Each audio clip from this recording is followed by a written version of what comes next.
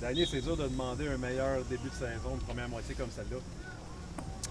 Ben, quand on regarde côté fiche, est-ce qu'on est satisfait? Je dirais oui, mais on est loin d'être parfait. Dans le sens qu'il y a plusieurs facettes du jeu qu'on peut s'améliorer, que ce soit en attaque, que ce soit en défensive, de mieux plaquer probablement, d'être capable de défendre des avantages de 10 à 12 points quand on mène dans des rencontres, des unités spéciales. Je pense qu'on joue beaucoup mieux récemment. Mais je dis souvent qu'on veut jouer notre meilleur football dans la deuxième moitié de la saison. Alors il nous reste beaucoup de matchs, puis on va travailler là-dessus.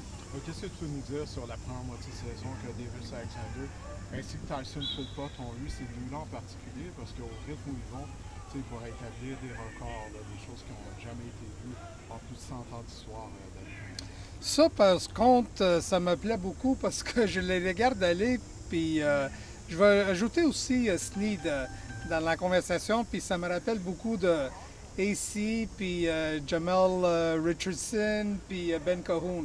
Alors je les regarde aller, puis ils sont jeunes encore, puis les trois, ils s'entendent tellement bien ensemble, ils sont toujours ensemble, que ce soit le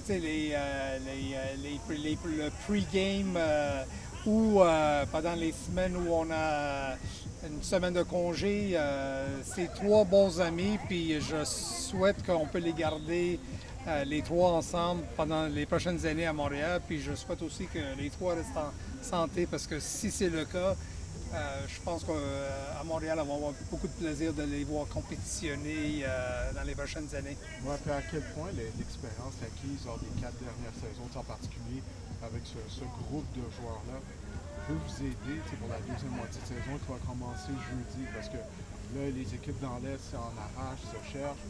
Possibilité que vous assurez du premier rang très tôt. Je sais que ça avait été le cas il y a 2 ans, puis l'équipe a été en mesure de rester quand même concentrée en deuxième moitié de saison. À quel point cette expérience-là, tu anticipes que ça peut vous aider? Ben écoute, c'est énorme. C'est énorme le fait que ça fait déjà plusieurs années que nous sommes tous ensemble. Puis comme tu disais, on a vécu qu'est-ce qu'on est en train de vivre là en 2024, avec le début de saison qu'on a eu en 2024. Mais je pense qu'on a appris quelques leçons aussi dans la deuxième moitié de la saison, la façon qu'on a eu quelques difficultés, je dirais, la façon qu'on a terminé la deuxième moitié de la saison. Mais toutes ces expériences-là, je peux seulement y penser que ça peut nous aider, que ce soit les joueurs, que ce soit les entraîneurs, que ce soit la direction. Je suis convaincu qu'on a appris beaucoup pendant cette période-là, puis je suis convaincu aussi qu'on va être capable, on va être dans une meilleure situation de gérer qu'est-ce qui s'en vient dans les prochaines semaines. Tu as évoqué l'époque de Ben Cahoon, Jamal Richardson. Ça fait un certain temps que l'attaque des Alouettes est aussi explosive, aussi divertissante. Puis on sent que le public rembarque vraiment très fort derrière les Alouettes. Comment tu réagis? Oui, non, non, écoute, tout le monde m'en parle, puis il y a du monde qui pense que c'est un jeu de vidéo, là, quand ils nous regardent jouer à l'attaque, puis je comprends aussi, mais ça, c'est la stabilité. Ça, c'est des joueurs qui sont commis à ce qu'on fait à l'attaque. Ça, c'est aussi, quand je parle de stabilité, tu regardes le staff d'entraîneur qu'on a à l'attaque. Nous sommes ensemble pendant les 4 dernières années, là, je dirais. Alors, il n'y a pas de grande surprise de ce côté du ballon. Puis, qu'est-ce qu'on sait par contre, c'est qu'on a des joueurs qui sont spéciaux, puis on veut les mettre dans une situation d'avoir du succès, puis nos coachs sont capables d'identifier de quelle façon de le faire. En T'en termes parles de justement personnel, est-ce qu'il y a des positions peut-être que tu aimerais améliorer? On sait que les camps d'entraînement de l'NFL sont en cours. Il y a toujours des joueurs qui arrivent en septembre généralement, étant donné qu'on peut agrandir l'équipe d'entraînement. Toi, est-ce qu'il y a une position où tu dis, ah, regarde, ça, on aimerait peut-être essayer d'améliorer ça durant les prochaines semaines? Moi, quand je regarde tout ça, Didier, je disais que je regarde toujours la profondeur. La profondeur parce que on sait que les dernières années, on a joué avec minimum de 70 joueurs qui sont habillés pour minimum un match. Alors, nos dépisteurs sont tous de retour de l'équipe NFL. On a une liste de joueurs qui nous intéressent. Par contre, la plupart sont encore dans les camps.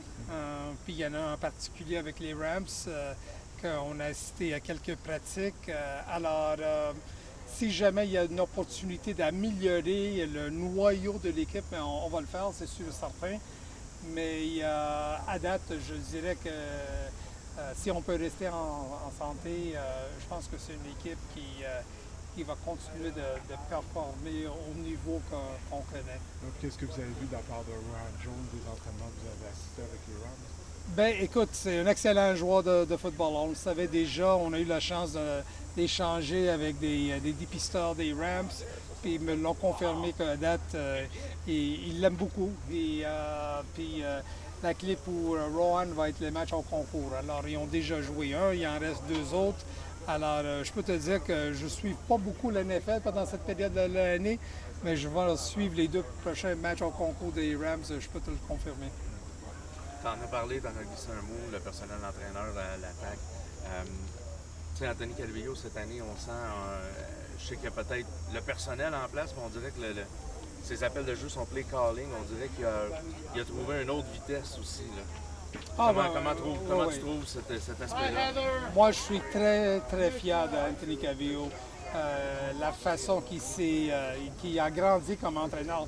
Puis je pense que cette agressivité-là vient peut-être de ses jours quand il jouait au poste de carrière avec M. Don Matthews. Puis tu regardes aussi les dernières années que Jason, quand il appelait des jeux, il était très, très agressif.